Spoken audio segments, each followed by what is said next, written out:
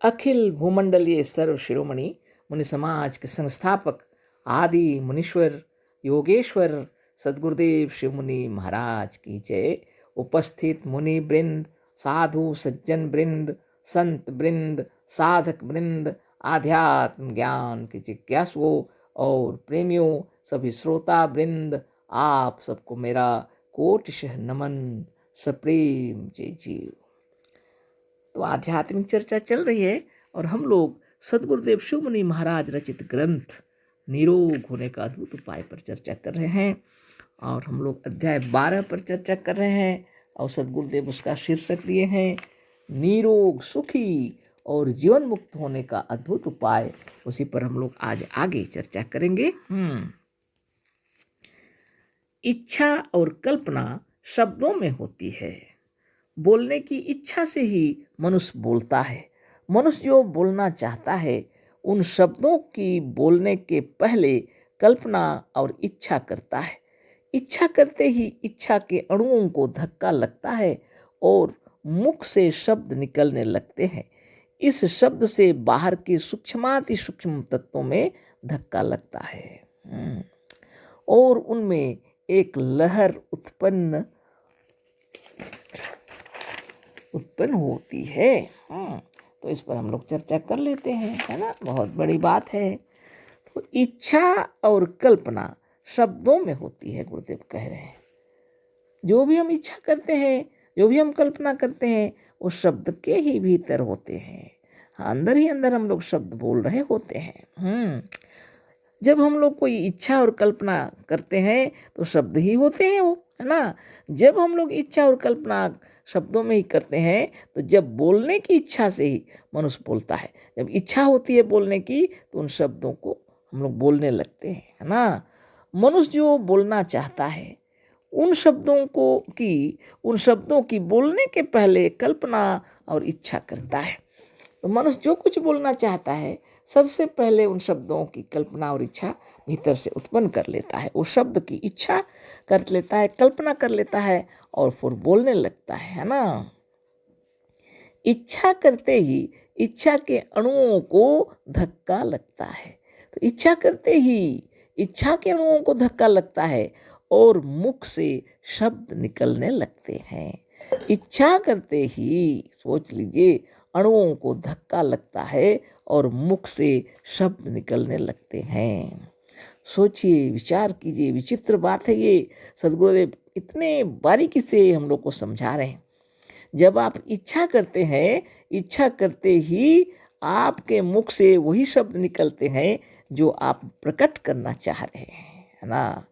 वो क्या होता है, इच्छा करते ही इच्छा के अणुओं को धक्का लगता है और मुख से शब्द निकलने लगते हैं।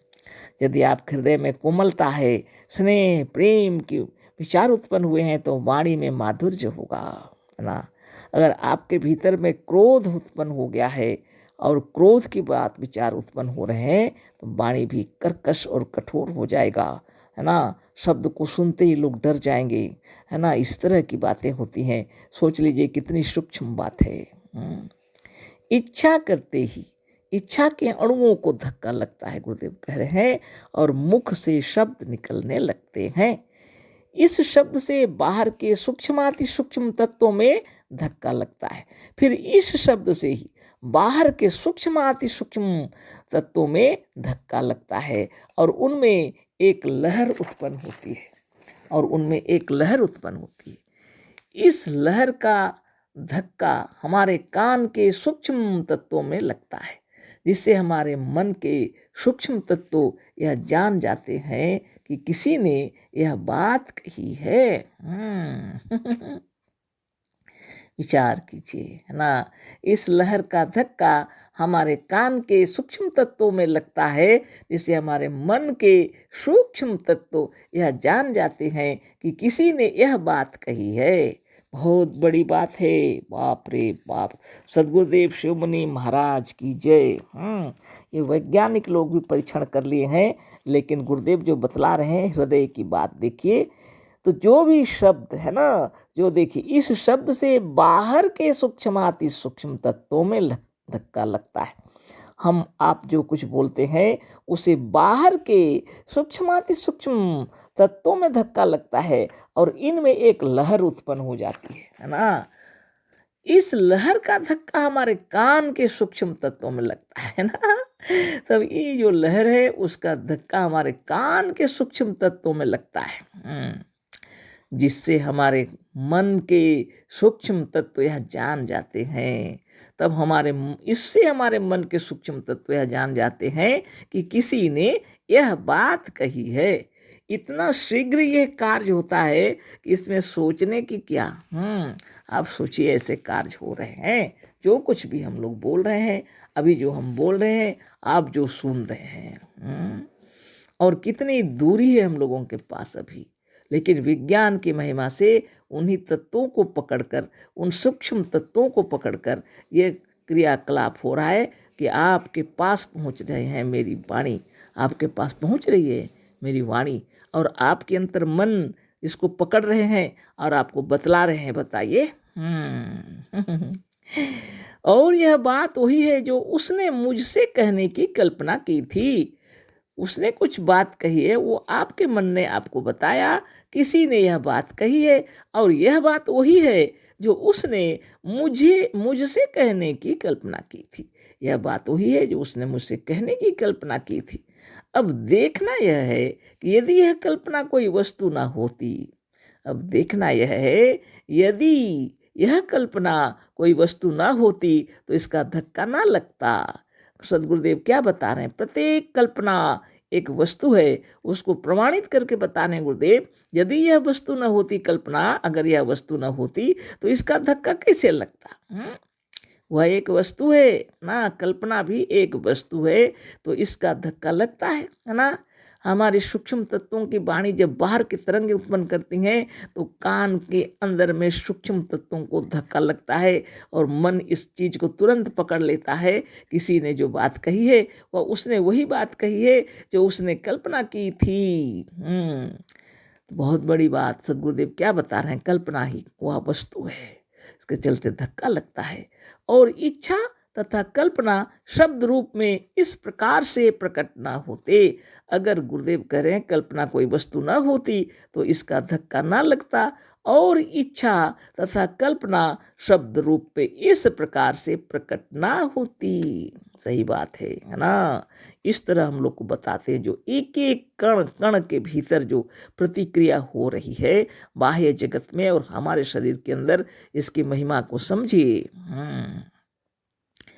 सदगुरुदेव शिवमुनि महाराज की जय। इतने सुंदर तरीके से शब्द की महिमा बतला रहे हैं, विचारों की महिमा बतला रहे हैं, संकल्प की महिमा बतला रहे हैं, अद्वितीय अद्भुत। आगे देखिए क्या लिखे हैं। यह शब्द निराकार और अदृश्य होने पर भी सूक्ष्म तत्वों में बहुत बड़ी हलचल उत्पन्न कर देते हैं। यह जो शब्द निकल रहे हैं निराकार होते हैं, अदृश्य होते हैं, फिर भी सूक्ष्म तत्वों में बहुत बड़ी हलचल उत्पन्न कर देते हैं। एक बात और सोचनी चाहिए, यदि हमारा यह कान और सुनने वाली शक्ति मनोमय न होती तो कान की इस सूक्ष्म लहर को मन अनुभव न कर सकता। ये बात, और एक बात सुन लीजिए, बोलते हैं ना यदि हमारा यह कान और सुनने वाली शक्ति मनोमय ना होती तो कान की इस सूक्ष्म लहर को मन अनुभव ना करता, है ना बहुत बड़ी बात है। यानी हमारे मन के अंदर, इस कान के अंदर भी ये सूक्ष्म लहरें जब आती हैं तो मन उसको पकड़ लेता है। यदि हमारा यह कान और सुनने वाली शक्ति मनोमय ना होती, यानी हमारा कान और हमारी सुनने वाली शक्ति दोनों क्या है? मनोमय है, मन से निर्मित हुए हैं, और इसलिए कान के अंदर ये बात आते ही मन पर उसका प्रभाव पड़ जाता है। कान की सूक्ष्म लहर को मन अनुभव ना कर सकता। अगर ऐसी बात होती तो मन कैसे अनुभव करता? बाप रे बाप। कान ही की तरह सारा शरीर मनोमय है, कान ही की तरह सारा शरीर मनोमय है। देखिए, कान का उदाहरण देते हुए, बोली का, वचन का, आवाज का, सबका उदाहरण देते हुए गुरुदेव हम लोग को समझा रहे हैं कि सारा शरीर मनोमय है, कान की ही तरह सारा शरीर मनोमय है। बताइए, कितनी बड़ी बात है। बाप रे बाप, कान ही की तरह सारा शरीर मनोमय है। और यही कारण है कि शरीर के किसी भाग में जो कुछ छू जाता है तो मन को इसका पता लग जाता है। इसीलिए शरीर का किसी भाग में जो कुछ भी छू जाता है तो मन को इसका पता लग जाता है तुरंत, है ना। शरीर यद्यपि देखने में एक स्थूल पदार्थ है, यद्यपि शरीर को देखने में हमको ऐसा प्रतीत हो रहा है कि यह स्थूल पदार्थ है, निराकार नहीं है, स्थूल है, साकार दिख रहा है सब तरह से, लेकिन इसकी सूक्ष्मता है ना, इसके अंदर विराजमान है। शरीर यद्यपि देखने में एक स्थूल पदार्थ है पर सर्वथा मनोमय है। यही कारण है कि सूक्ष्म से सूक्ष्म तत्वों का धक्का भी मन विवरण के साथ जान लेता है। शरीर की महिमा भी बता दिए गुरुदेव, है ना।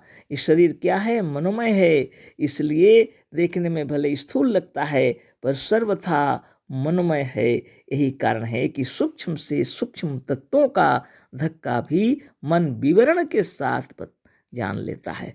तो आशीष धन्यवाद, सप्रेम जय जीव। कल फिर चर्चा होगी, समय हो गया। सद्गुरुदेव शिव मुनि महाराज की जय। सप्रेम जय जीव। कोटि शह नमन।